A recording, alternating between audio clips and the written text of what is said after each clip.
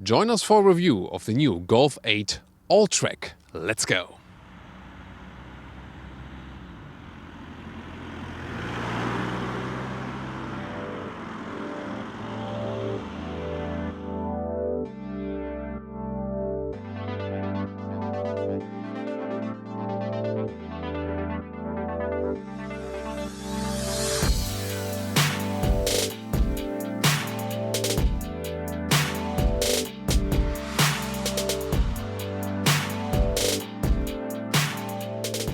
In the front here, the new Golf 8 generation, new headlamp design, LED standard, optional matrix LED, 2x22 LED, and then the daytime running light above that here, and also here in the middle part, this connecting part. This is really cool, fancy design. And in the lower area here, you have the honeycomb structure, but also then the fog lamps. And of course, here we have activated them. You're only supposed to have them activated while driving, of course, when it's really foggy. So almost a GTI design in the lower part, really strong, great contrasts, and yeah, it's sporty and off-roadish at the same time, so to speak. The length is 4.63 meters, 15'2", or 182 inches, and that's 14 inches or 35 centimeters difference variant to the hatch. So that's what the Estate is longer. So here the new Golf 8 Estate, of course, also available as the non-all-track version. Special for the all-track is then this crossover cladding right here, and the all-track badge comes either with 17-inch wheels or the optional 18-inch wheels we have here today. Then silver mirror caps, once again this moonstone color, and the Golf 8 shows the dropping line at the height of the door handles. It's always a very nice integration. With the base suspension, it's 20 millimeters higher than the normal Golf suspension, and if you go for the option DCC, dynamic chassis control, that's the adaptive suspension, then again it's a little bit lower again, because DCC always lowers the car just a little bit. However, if you then compare all-track DCC to a normal Golf variant DCC, it's still higher and optimized for soft off-roading. In the rear, the Golf 8 gets these new tail lamps here, very three-dimensional, beautiful design, and hatch and Estate don't look that different here in the rear. New big Golf lettering. The all-track then with this contrast in the lower part again for this crossover style, and this definitely a fake exhaust graphic, I would say so, would you as well, the exhaust underneath. But overall I think the all-track styling is really interesting. 4Motion badge here too, because this always comes with all-wheel drive. Since it's a front wheel based platform, it's then front plus rear on demand.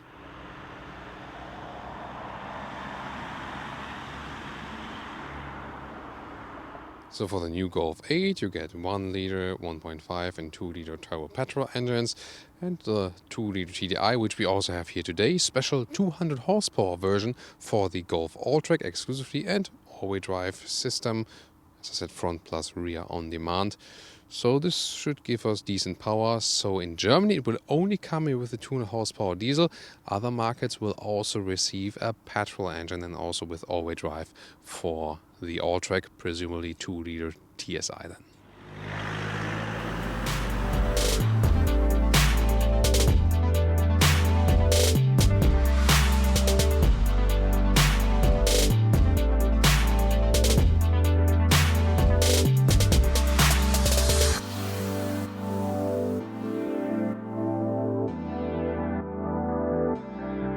Yeah, it's really more comfortable than before. Really nice seating position, and also for tall people, one of the benchmarks in the segment. Interior overview, soft touch here, nice decor element right there, and you see this integration of the screens. Left side always 10.25 inch digital instruments. Right side you start 8.25 inch and then you go optional 10 inch like this. And the only downside is zoom more details to the screens. Here temperature sliders, not too easy to control while driving. Also volume sliders right here. Yeah, not a fan of sliders. I would like to have that separately, but you can, for example, also use the voice command. Steering wheel buttons here. Again, happy to have the real buttons here, in which we have for base Golf, for most Golf versions, besides the top trim ones with the sporty models. And here, set cruise control, or minus or plus 1 step, or plus and minus 10 kilometer steps here activated, and then here also activate the lane keeping assist. Minus and plus for the volume, and on the other side, again also straightforward solution, you have the heated steering wheel in 3 levels actually, and then the rest does control the digital instruments, what you want to have right or left. Scroll through the consumption meter, for example. Here 5 liters or more kilometers. Our good result here for today is for the 2-liter TDI, 200 horsepower, and that is a little bit less than 50 mpg US and a little bit more than 50 mpg UK. Considering it's an all-wheel drive, it's actually okay.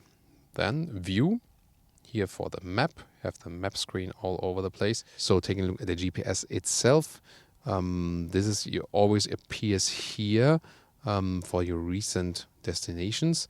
Then to the map, and you see here the loading times are sometimes way too long. Today it was actually quite okay, but we already had worse results. But I think since it's a new version, the previous GPS versions were faster and better and easier to control actually. But today it's actually quite okay. Way more legroom than in the hatch. And remember again, this is the same legroom for the Seat Leon, both hatch and for the Estate, because Leon always uses the long wheelbase now, and also the Skoda Octavia, both for the hatch, sedan or the Estate, also this wheelbase. And there you can see they all score somewhat the same. Lot of legroom here also with 1.86 or 6.1, and also sufficient headroom. Just the Golf hatch and the Audi A3 hatch, they and the sedan, they have the shorter legroom here because of the shorter wheelbase. So this is definitely a big gain for the Golf Estate. 610 to 1640 liters. The capacity open in like this, and really good square dimensions. Easy pressing here of the cover, rail at the side, clean solution. Then you fold the seats right here. Also very clean and good solution like this. Then here underneath you have space for your tire or also for sound system equipment.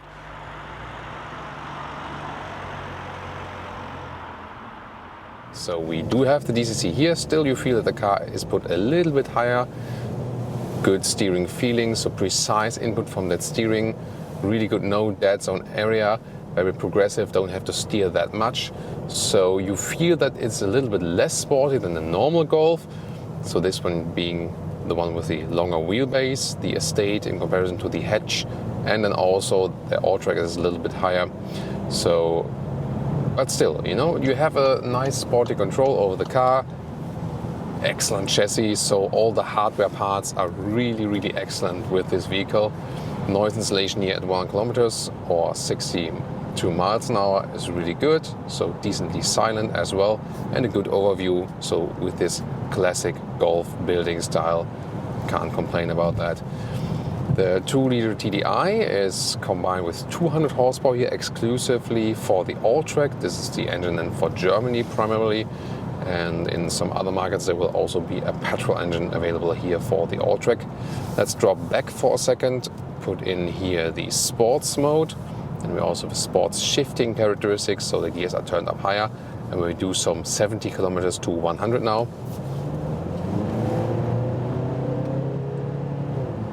Plop, that's it, 100.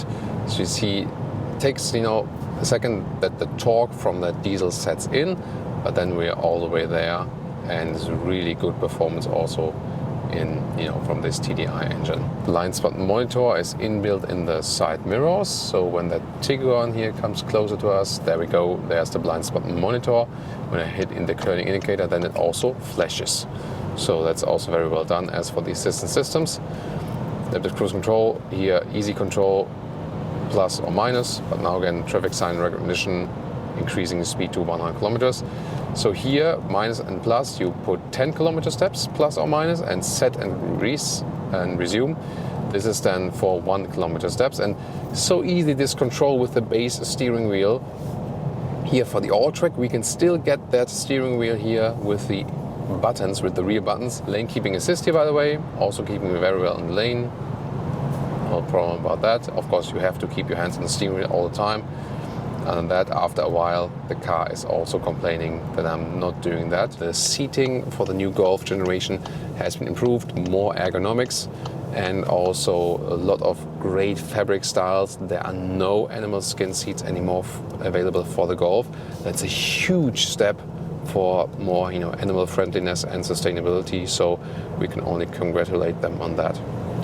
Here again on the motorway, sports mode 50 to 100 kilometers. But before that, let's check the consumption. 6 liters, yes. So let's go.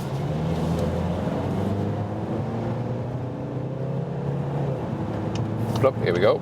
That's again. So again, this torque from the diesel is really, really good. But it's actually also reasonably silent in here.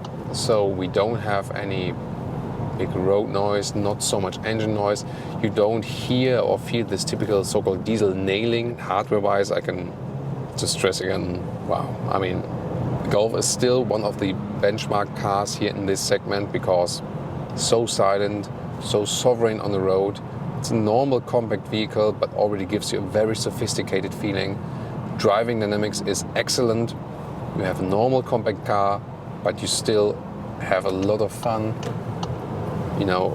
Reaction times here from the steering wheel, everything precision-wise. You feel the chassis is not flexing at all. So all the hardware parts that have been evolved over the generations, really excellent.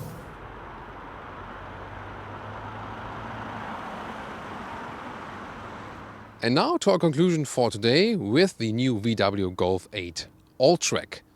No doubt the All-Track version is one of the most desirable Golf versions. For me especially, because here you can still get the standard steering wheel, although you have a special version. Standard steering wheel here with the separate buttons. The exterior styling here, special, of course with this moonstone color today, but also in the crossover cladding, I think it fits the car very well. Good driving comfort, hardware-wise, everything's superb. Really the benchmark in the segment. Agile driving, comfortable driving at the very same time. With the little bit higher suspension, both if you go for normal suspension, but still also with the DCC, it drives a little bit more crossover-like, and that's actually quite relaxing to drive. So really very well done. The infotainment system is not the best. We know that. Meanwhile, a little bit better than the initial reviews we had with the Golf, so they're updating it bit by bit, but still not the best one. This is one of the weaknesses of the car, and also the user interface here with the sliders and so on, not ideal if you compare it to the previous generation. But overall, still a very, very usable car. Also in the rear now with the lengthened wheelbase, also one of the best things for the new estate. So you get along with that very well, also with tall adults in the rear, and really optimal trunk, I would say, because it's so square dimensions, so long, and you can use all the space they have. So in the compact segment here, no doubt one of the best estates there is. What do you think about the new Golf All-Track? Would that be your desirable compact estate? Leave us your comments in our section, and also tune in next time or to one of the other Golf reviews, or the Seat Leon and the Skoda Octavia or the Audi A3. We also have reviews of that. See you there.